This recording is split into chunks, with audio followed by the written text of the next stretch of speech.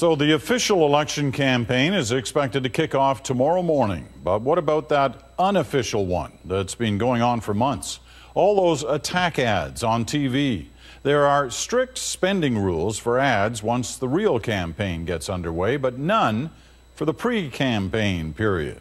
And Wendy Mesley is here now to reveal just how one-sided that period has been. That's right, Peter. Historically, Canadian parties have not run attack ads until after the writ was dropped, the official campaign. Now, we're going to show you how, in the lead up to this campaign, the Conservative Party has created a new tradition, an election campaign that is almost permanent and, to some, much less democratic. Ignatieff, he didn't come back for you. The ad themes in the unofficial campaign have been pretty upfront. Contempt for Canadians. Harper thinks he's above the law. But no party will tell us how much these ads have cost. Lobbyists, senators, and insiders are getting all the breaks. 5 years. We can tell you how many ads the parties bought during the last 2 months leading up to the election call when, unlike during the official campaign, there were no spending limits. Here's a rough snapshot. Since January 31st, about 150 ads have aired for the Liberals, the NDP more than 1,000. And the Conservative Party, they have bought more than 6,000 spots.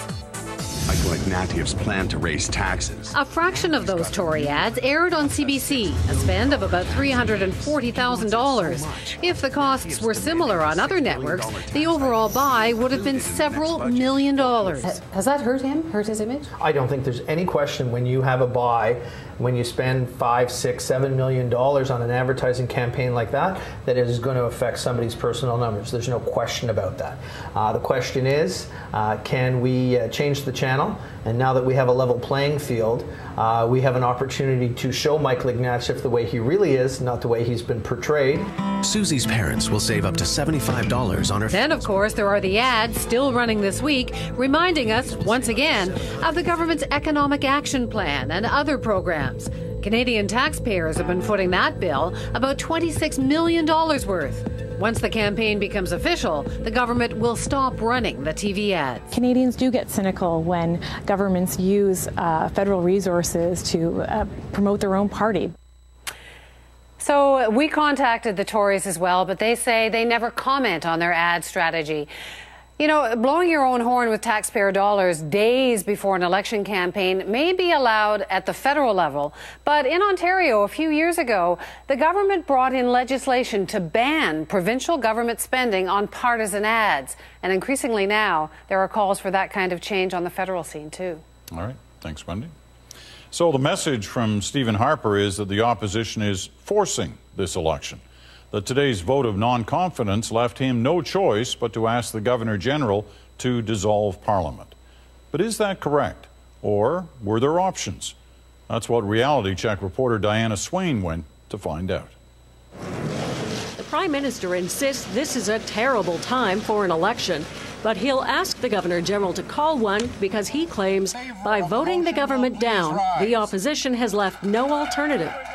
As a consequence, I will have to meet with the Governor-General tomorrow to advise him of the situation and to take the only course of action that remains. But that's not quite true. Just because a government falls doesn't necessarily mean an election must be held. Under parliamentary rules, the Prime Minister may ask the Governor-General to dissolve Parliament, but the Governor-General can refuse. The circumstances weren't exactly the same, but it's happened before. In 1926, when Liberal Mackenzie King asked, Lord Byng handed the reins to the opposition instead and told them to give it a try. The experiment didn't last long, but that precedent has led to some interesting bedfellows in recent history. In 2004, when Paul Martin managed to win by the slimmest minority in history, it was Stephen Harper himself who, as opposition leader, talked to the other parties about approaching the Governor-General to suggest they take over. A letter was drafted, though never signed by all three parties. In 2008, then opposition leader Stéphane Dion made a handshake deal with the other opposition parties to offer themselves to the Governor-General. Ultimately, though, neither group ever followed through, and it's not likely they will this time either. The Prime Minister of Canada has been found guilty of contempt of The Parliament. Liberals don't want to do anything that presupposes they can't win this election, so count them out of any last-minute maneuvering to avoid going to the polls. The Bloc doesn't want to be a part of a deal that doesn't have Quebec's interests in first place. Mr. Harper demonstrated that he wasn't really willing to work with. And the NDP can't do much without the other two.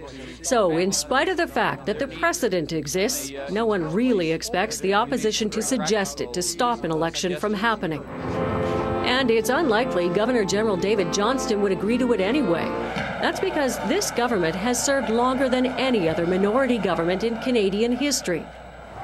Which is why, even though in reality there doesn't have to be an election if the government has fallen, in this case there almost surely will be. Diana Swain, CBC News, Toronto. Reality checks will be a regular part of our election coverage, and we've got a whole team working to give context, check facts, and challenge statements.